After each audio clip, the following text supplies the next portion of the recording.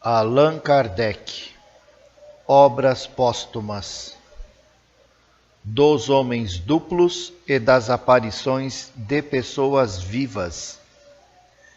É fato hoje comprovado e perfeitamente explicado que o espírito, isolando-se de um corpo vivo, pode, com o auxílio do seu envoltório fluido perispirítico, aparecer em lugar diferente do em que está o corpo material.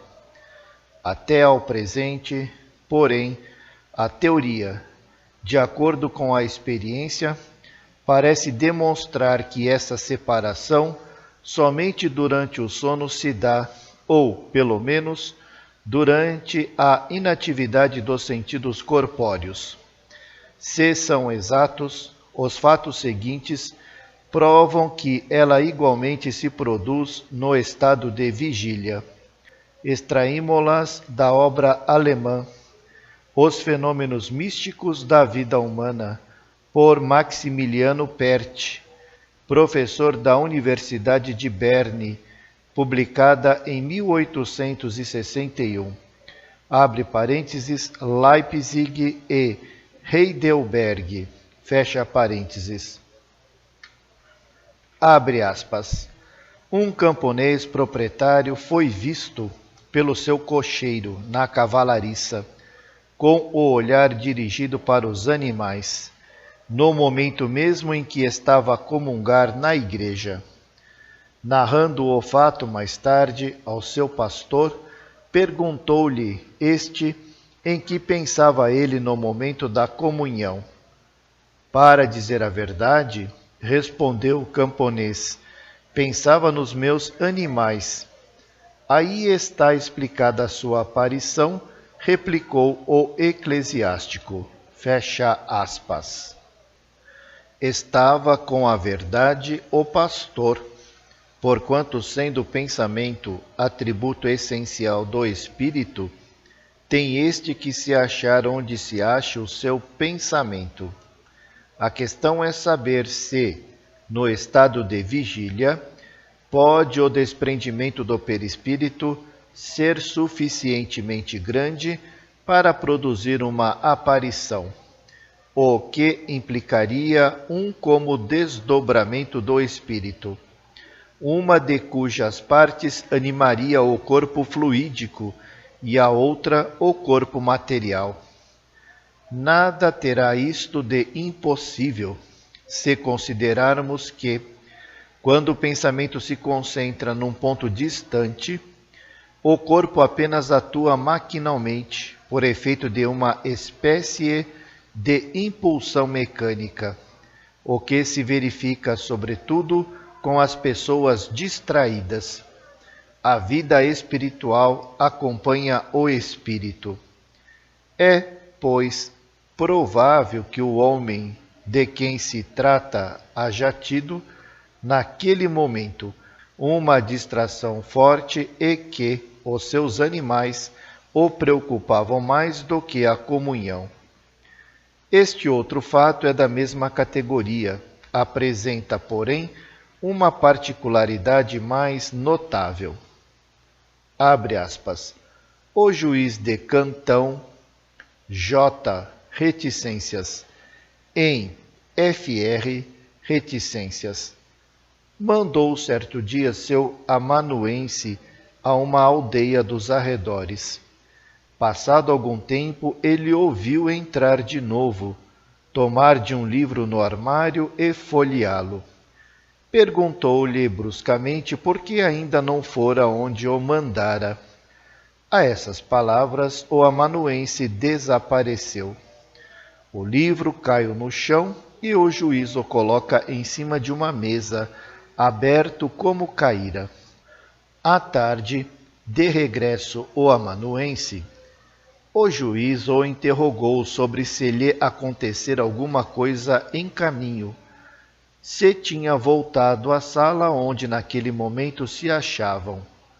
Não, respondeu o amanuense, fiz a viagem na companhia de um amigo. Ao atravessarmos a floresta, pusemo-nos a discutir acerca de uma planta que encontráramos, e eu lhe disse que estivesse em casa. Fácil me seria mostrar-lhe uma página de Linneu que me daria razão. Era justamente esse livro que ficaria aberto na página indicada. Fecha aspas. Por muito extraordinário que pareça o fato, não se poderia taxá-lo de materialmente impossível. Por isso que, ainda longe estamos de conhecer todos os fenômenos da vida espiritual. Contudo, faz-se mister a confirmação. Num caso desses, seria preciso comprovar de maneira positiva o estado do corpo no momento da aparição. Até a prova em contrário, duvidamos de que o fato seja possível, desde que o corpo se ache em atividade inteligente. Os que seguem bem mais extraordinários são, e francamente confessamos, que nos inspiram dúvidas ainda maiores.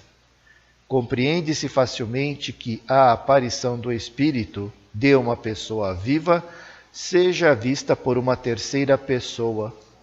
Porém, não que um indivíduo possa ver a sua própria aparição, principalmente nas condições abaixo referidas. Abre aspas.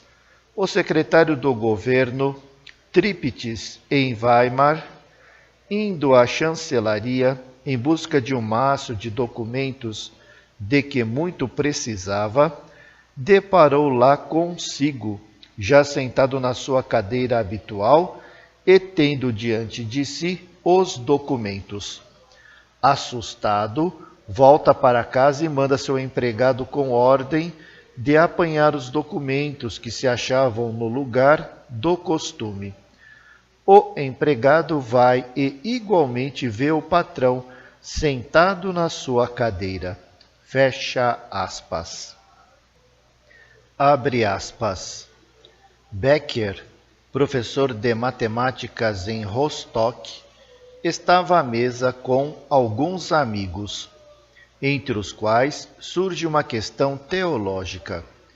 Becker vai à sua biblioteca em busca de uma obra que decidiria a questão, e deu consigo assentado no lugar costumeiro. Olhando por cima dos ombros do seu outro eu, verifica que este lhe aponta a seguinte passagem da Bíblia, num volume aberto. Abre aspas. Arranja tua casa, pois tens de morrer. Fecha aspas. Volta para junto de seus amigos que, em vão, se esforçam por lhe demonstrar que era loucura ligar a menor importância àquela visão. Ele morreu no dia seguinte. Fecha aspas. Abre aspas. Roupac, autor da obra Materiais para o Estudo da Psicologia, diz que o padre Steinmetz, com visitas em casa, estando no seu quarto, se viu a si próprio em seu jardim, no lugar que lhe era preferido. Apontando para si mesmo e depois para o seu semelhante, disse, abre aspas, aqui está Steinmetz, o mortal. Lá está o imortal. Fecha aspas, fecha aspas. Abre aspas. F. Reticências, da cidade de Z. Reticências, que foi juiz mais tarde, achando-se quando moço em velegiatura no campo, uma filha da casa lhe pediu fosse buscar ao seu quarto um guarda-sol. Ele foi e viu a moça sentada à sua mesa de trabalho, porém mais pálida do que quando a deixara. Olhava para a frente. F. Reticências, apesar do medo de que foi presa, apanhou o guarda-sol, que estava ao lado dela, e o levou. Vendo-o de semblante transtornado, disse-lhe a moça: confesse que viu alguma coisa, que me viu no quarto. Não se aflija, não estou para morrer. Sou dupla, abre parênteses, em alemão, Doppelgänger, que quer dizer literalmente alguém que anda duplo, fecha parênteses. Em pensamento eu estava junto do meu trabalho e já muitas vezes dei com a minha imagem ao meu lado. Nada fazemos uma à outra. Fecha aspas. Abre aspas. O conde, reticências, e as sentinelas pretenderam ter visto uma noite a imperatriz Elizabeth da Rússia, sentada em seu trono, na sala onde este se erguia, em trajes de grande gala. Estando ela deitada e a dormir no seu aposento. A dama de honra, que se achava de serviço, convencida do fato, foi despertá-la. A imperatriz se dirigiu também para a sala do trono e viu lá a sua imagem. Ordenou a uma sentinela que fizesse fogo. Imediatamente desapareceu a imagem. A imperatriz morreu 3 meses depois. Fecha aspas. Abre aspas. Um estudante chamado Elger tornou-se muito melancólico depois de se ter visto a si mesmo com o costume vermelho que habitualmente usava. Nunca via o seu rosto, mas apenas os contornos de uma forma vaporosa que se lhe assemelhava e sempre, ao cair da tarde ou ao luar, via a imagem no lugar onde estivera por longo tempo a estudar. Fecha aspas. Abre aspas. Uma governanta francesa, Emília Saguet, perdeu 19 vezes esse cargo, porque aparecia por toda parte em duplo. As moças de um pensionato em Nieuwelk, na Livônia, viram-na algumas vezes no salão ou no jardim, ao mesmo tempo que, em realidade, ela se achava algures. Doutras vezes viam, diante do quadro negro, 2 senhoritas Saget, uma ao lado da outra, exatamente iguais, fazendo os mesmos movimentos, com a única diferença de que só a verdadeira Saget tinha na mão um pedaço de giz com que escrevia no quadro. Fecha aspas. A obra do Sr. Perthes contém grande número de fatos deste gênero. É de notar-se que, em todos os casos citados, o princípio inteligente se mostra do mesmo modo ativo nos 2 indivíduos e, até, mais ativo no ser material, quando o contrário é que deveria dar-se. Mas o que nos parece radicalmente impossível é que haja antagonismo, divergência de ideias, de pensamentos e de sentimentos nos 2 seres. Entretanto, essa divergência é manifesta, sobretudo, no fato número 4, em o qual um previne o outro de sua morte, e no número 7, em que a imperatriz manda fazer fogo contra o seu outro eu. Admitindo-se a divisão do perispírito e uma força fluídica suficiente a manter a atividade normal no corpo, supondo-se também a divisão do princípio inteligente ou uma irradiação sua capaz de animar os 2 seres e de lhe facultar uma espécie de ubiquidade, esse princípio, que é uno, tem que se conservar idêntico. Não poderia, pois, haver, de um lado, uma vontade que não existisse do outro, a menos se admita que haja espíritos gêmeos, como há corpos gêmeos, isto é, que dois espíritos se identifiquem para encarnar num só corpo, o que não é concebível. Se em todas essas histórias fantásticas alguma coisa há que se deva guardar, também há muito que repudiar, mesmo ainda a parte pertencente à lenda, longe de nos induzir a aceitá-las cegamente.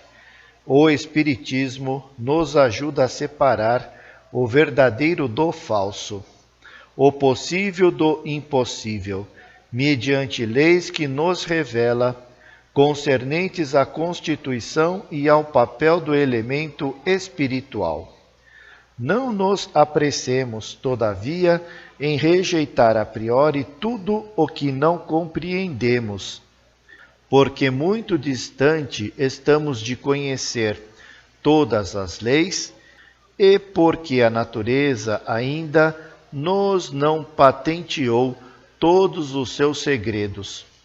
O mundo invisível é um campo ainda novo de observações, e seríamos presunçosos se pretendêssemos haver sondado todas as suas profundezas, quando incessantemente novas maravilhas se ostentam aos nossos olhos.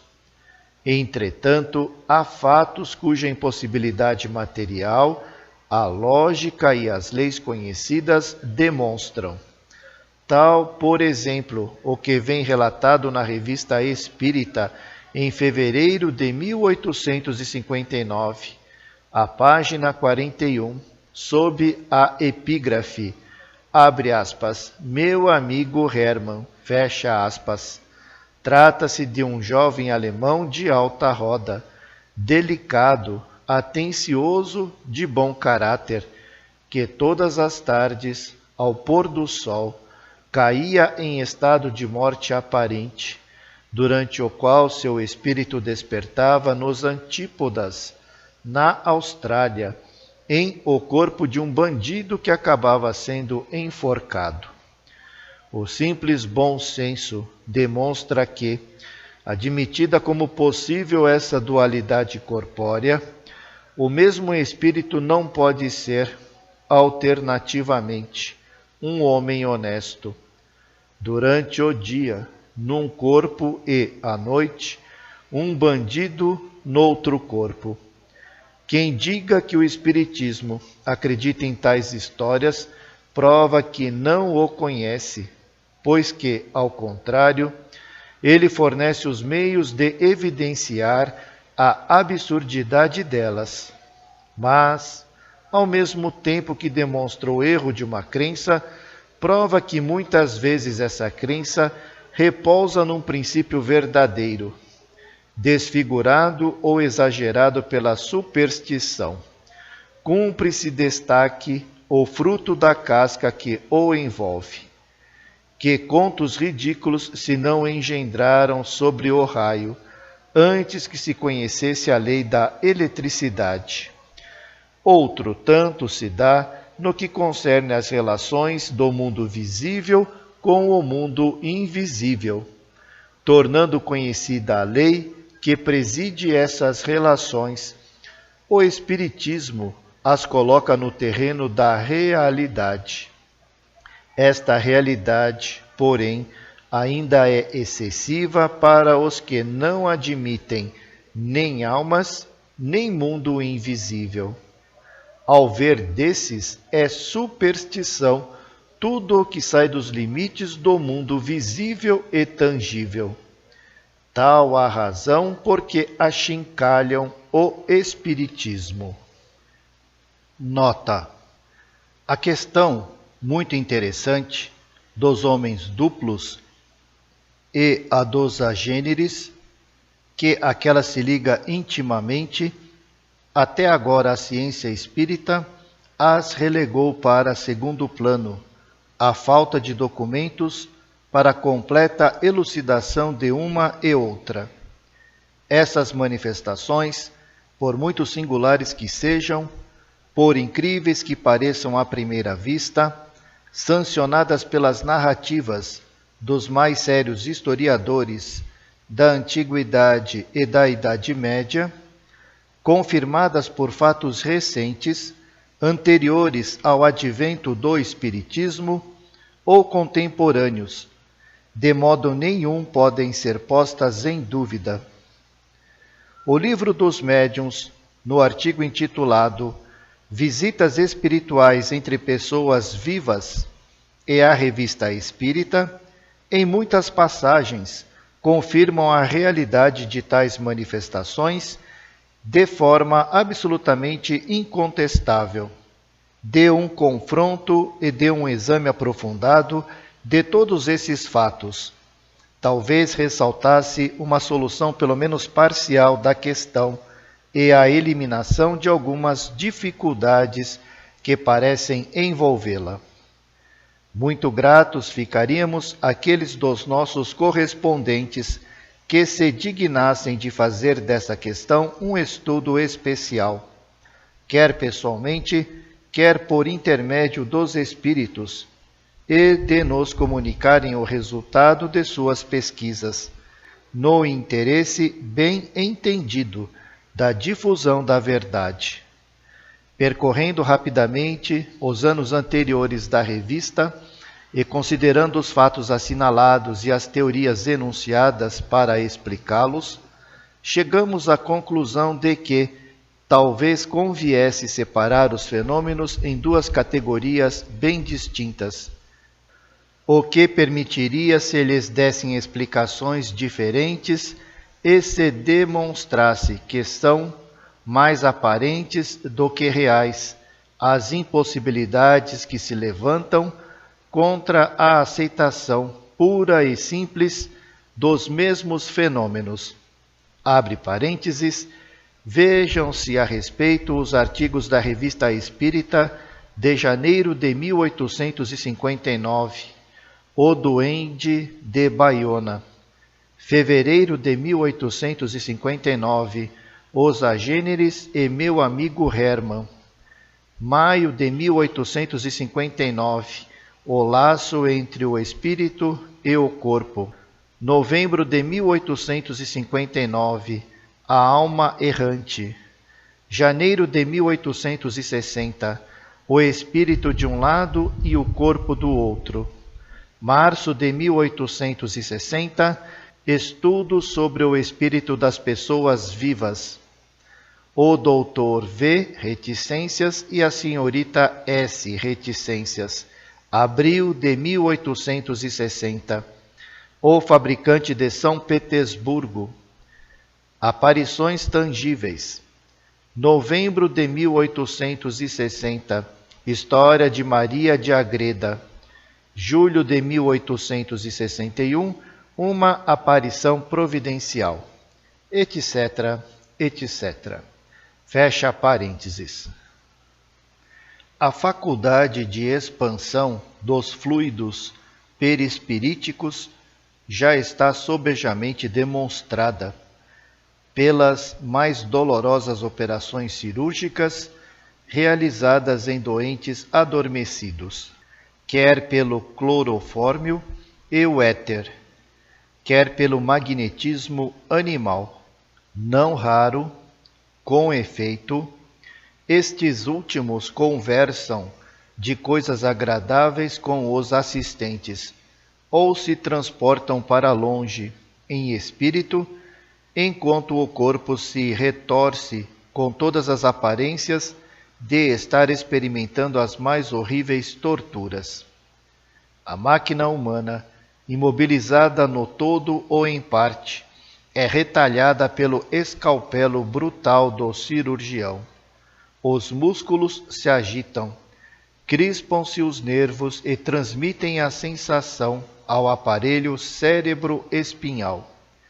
Mas a alma, que é quem no estado normal sente a dor e a manifesta exteriormente, afastada por alguns momentos do corpo sujeito à operação, dominada por outras ideias, por outras ações, só muito surdamente é avisada do que se passa no seu envoltório mortal e se conserva perfeitamente insensível.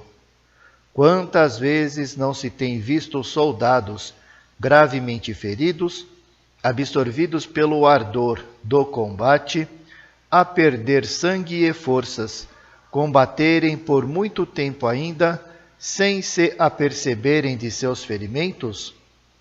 Um homem vivamente preocupado recebe um golpe violento sem sentir coisa alguma, e, só quando cessa a abstração da sua inteligência, reconhece tê-lo atingido a sensação dolorosa que experimenta.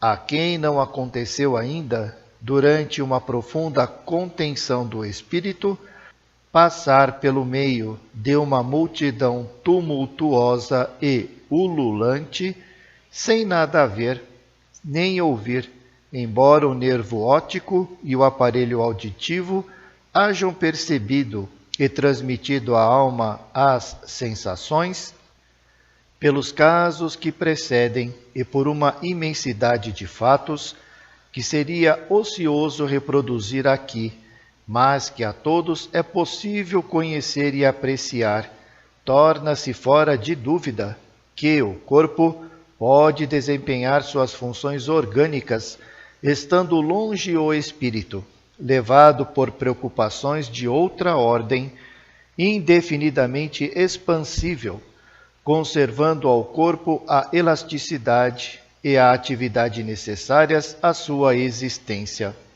O perispírito acompanha constantemente o espírito durante a sua prolongada viagem pelo mundo ideal.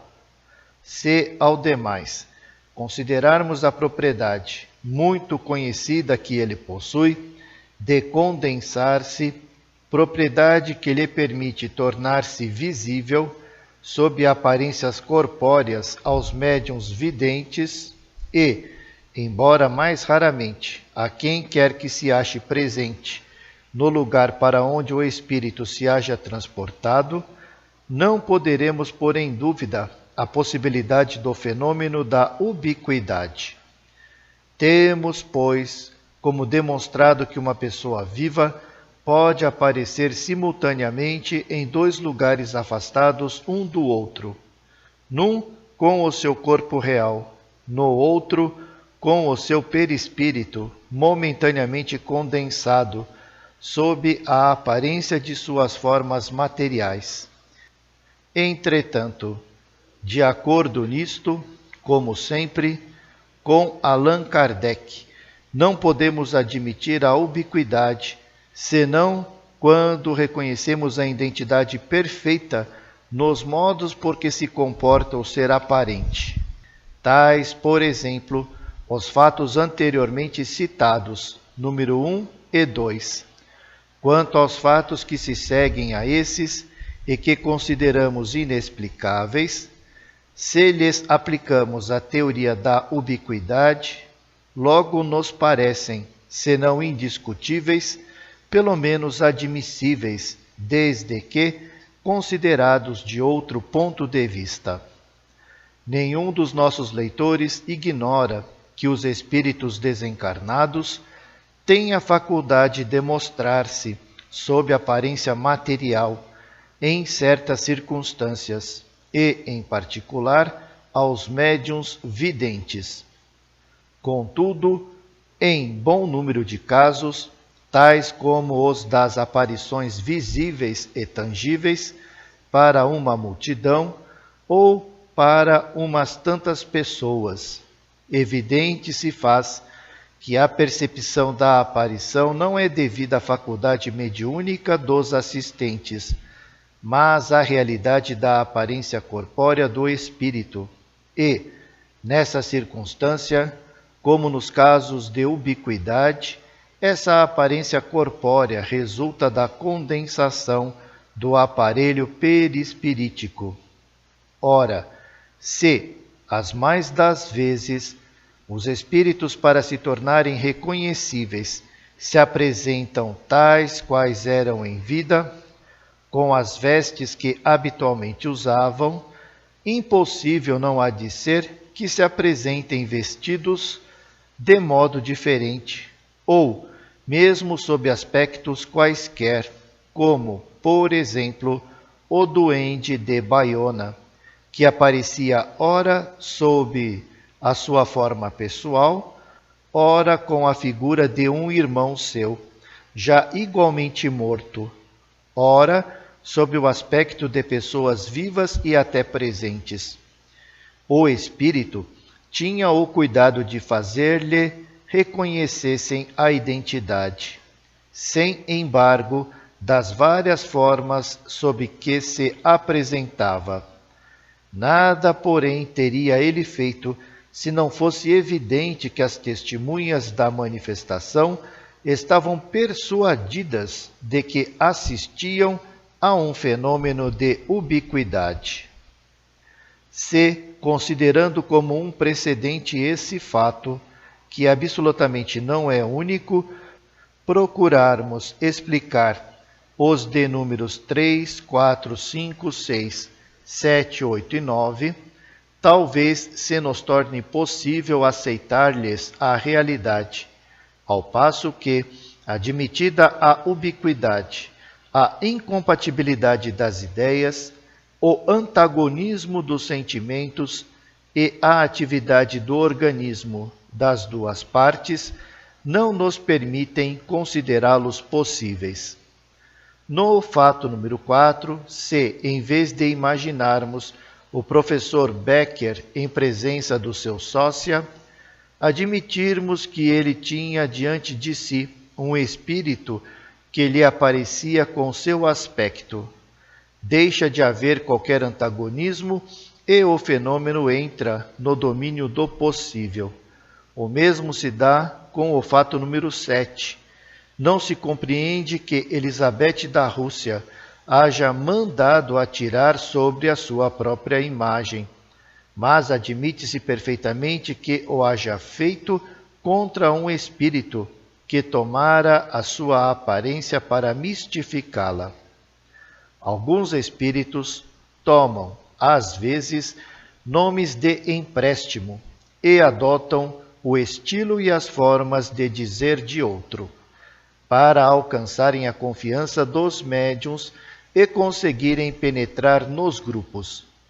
Que haveria de impossível que a um espírito orgulhoso aprovesse tomar a forma da imperatriz Elizabeth e sentar-se no seu trono, a fim de dar vã satisfação aos seus sonhos ambiciosos? O mesmo se pode dizer com relação a outros fatos. Esta explicação, damo-la apenas pelo que possa valer, não passa para nós de uma suposição bastante plausível. Não é a solução real do problema, mas, qual a apresentamos, ela nos parece de natureza a esclarecer a questão, de atrair para esta as luzes da discussão e da refutação. A esse título é que a submetemos aos nossos leitores. Possam as reflexões que provoque, as meditações a que abra ensejo, cooperar para a elucidação de um problema que apenas exploramos, deixando que outros mais dignos de o fazerem dissipem a obscuridade que ainda a envolvem.